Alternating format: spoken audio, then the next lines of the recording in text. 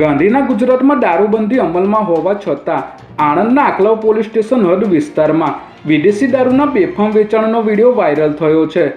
Anklav police station હદ વિસ્તારમાં PI અને વહીવટદારના રાજમાં જાણે કે વિદેશી દારૂના વેચાણને છૂટો દોર આપી દેવામાં આવ્યો હોય તેમ બુટલેગરો બેફામ બન્યા છે અને દારૂનું ખુલ્લેઆમ વેચાણ કરી રહ્યા છે। ત્યારે બુટલેગરોના આ રીતે વિદેશી દારૂના વેચાણનો વિડીયો વાયરલ થતાં ઉપરી એજન્સીઓ પણ સદંતર નિષ્ફળ નીવડી હોય તેવું જણાઈ રહ્યું છે। ત્યારે આવા બુટલેગરો અને તેમને છાવરતા પોલીસ કર્મીઓ વિરુદ્ધ કોઈ કાર્યવાહી થશે કે નહીં તે જોવું રહ્યું।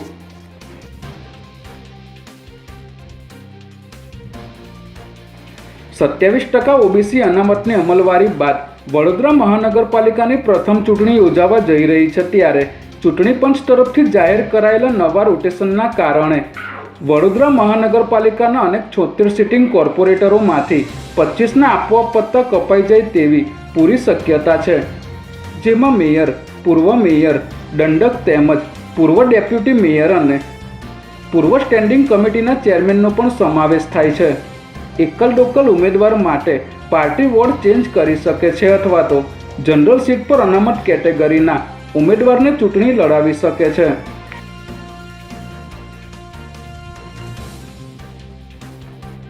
રાજ્યમાં હાઈકોર્ટના ચુકાદાઓના અમલીકરણ થતા વિલંબને અટકાવવા માટે નાણાં વિભાગ દ્વારા મહત્વપૂર્ણ પરિપત્ર જાહેર કરવામાં આવ્યો છે। કર્મચારી અને પેન્શનરો સંબંધિત કોર્ટ કેસોમાં વારંવાર મોડું થતું હોવાથી તેને ધ્યાનમાં રાખીને હવે સમયબદ્ધ પ્રક્રિયા અમલમાં મૂકવામાં આવી છે। પરિપત્ર મુજબ હવે કોઈપણ હાઈકોર્ટના ચુકાદાનું અમલીકરણ મહત્તમ 45 દિવસની અંદર કરવું ફરજિયાત રહેશે। ચુકાદા મળ્યાના 12 દિવસની અંદર સંબંધિત વિભાગે પોતાનો અભિપ્રાય મોકલવો પડશે, જ્યારે નાણાં વિભાગ સમક્ષ દરખાસ્ત રજૂ કરવા માટે 8 દિવસનો સમય નક્કી કરવામાં આવ્યો છે।